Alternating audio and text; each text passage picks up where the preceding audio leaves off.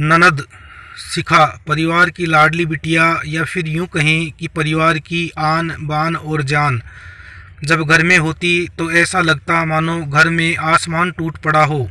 घर में इधर उधर जमा चौकड़ी करना और खूब सारी बातें करना उसके पसंदीदा कामों में से एक था।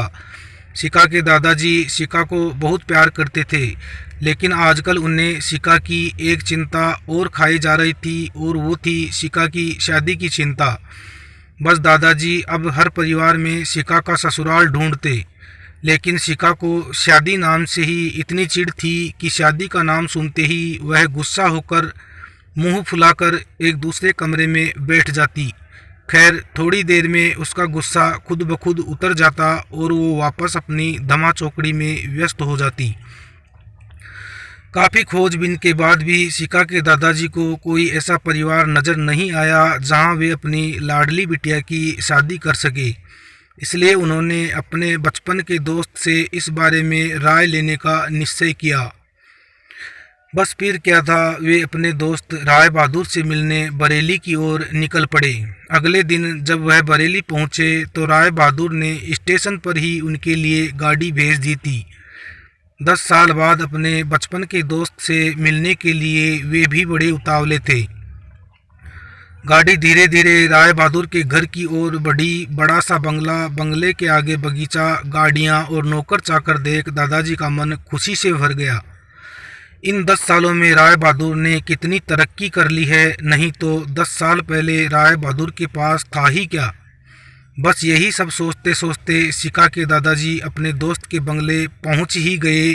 गाड़ी की हॉर्न की आवाज़ के साथ ही राय बहादुर घर के बाहर अपने दोस्त के स्वागत के लिए आ गए थे।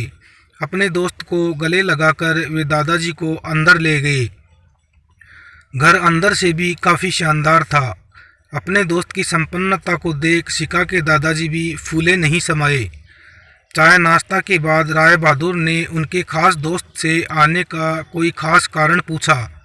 दादाजी ने पोती की शादी के लिए एक अच्छा सा परिवार ढूंढने का काम सौंपते हुए बिटिया का फोटो राय बहादुर के हाथों में सौंप दिया। राय बहादुर भी अपने बेटे विक्रम के लिए एक सुयोग्य कन्या की तलाश में थे। तीखे नयन, नक्श चेहरे पर तेज और एक बार में ही किसी को पसंद आने वाली शिखा बिटिया का फोटो देखकर ही उन्होंने शिखा को अपने घर की बहू बनाने का फैसला कर लिया। राय बहादुर इतना सोच ही रहे थे कि इतने में उनका बेटा विक्रम आ गया। विक्रम ने दादाजी के पैर छुए और हालचाल पूछने के बाद ऑफिस की ओर निकल गया। विक्रम के जाने के बाद राय बहादुर ने अपने दोस्त से विक्रम और शिखा के संबंध के लिए पेशकश की। शिखा के दादाजी को लगा जैसे राय बहादुर ने उनके मुंह की बात छीन ली हो। खैर प्रसन्नता से विदा लेकर अपने घर आने का कहकर दादाजी अपने घर की ओर निकल गए। विक्रम को शिखा बहुत पसंद थी, लेकिन विक्रम की माँ विक्रम की शादी अपने से भी बड़े घर में करना चाहती थी। लेकिन विक्रम के मनाने पर वह मान गई और तय समय पर विक्रम और शिखा की शादी हो गई। ससुराल में शिखा के सास ससुर, विक्रम के बड़े भैया भाभी और शिखा की ही उम्र की एक ननद थी रागिनी। अपनी सादगी और सबका अच्छे से ख्याल रखने के कारण शिखा ने घर में सबके दिलों में जगह बना ली। लेकिन अपनी तमाम कोशिशों के बावजूद अपनी सासू माँ का प्यार पाने में असफल रही। वह शिखा के हर काम में कुछ ना कुछ गलती निकाल ही देती थी। अपनी शादी की रात को ही विक्रम ने शिखा से साफ साफ कह दिया था कि घर के किसी भी मामले में मैं बिल्कुल नहीं बोलूँगा, ना तो मैं किसी बात पर माँ से बहस करूँगा और ना ही तुम्हारा साथ दूँगा। तुम्हें अपनी समझदारी से ही काम लेना होगा। लेकिन शिखा की लाख कोशिशों के बावजूद भी सासू माँ के व्यवहार में कोई परिवर्तन नहीं आ रहा था। शिखा की ननद जरूर उसकी माँ से शिखा भाभी के प्रति इस तरह के व्यवहार पर उलझ जाती, लेकिन इससे भी केवल बात बढ़ने के अलावा कुछ नहीं होता। इसी तरह करीब 1 साल निकल गया। शिखा और विक्रम को जुड़वा बेटियां हुई। यह समय शिखा के लिए अग्नि परीक्षा का समय था। शिका का दर्द शिका के लिए आंसू बन गया था। ससुराल में शिका को संभालने वाला कोई नहीं था और विक्रम और उनके पापा ने शिका को अपने मायके भेजने के लिए पहले ही मना कर दिया था। एक दिन रागिनी कॉलेज से आई तो उसने सभी को कॉलेज के सालाना कार्यक्रम में आने के लिए कहा और यह भी कहा कि कॉलेज में उसकी भी दो तीन प्रस्तुतियां हैं, इसलिए आप सभी का चलना बहुत ज़रूरी है। खैर, ना चाहते हुए भी शिका को अपनी दोनों जुड़वा बेटियों के साथ रागिनी के कॉलेज जाना पड़ा।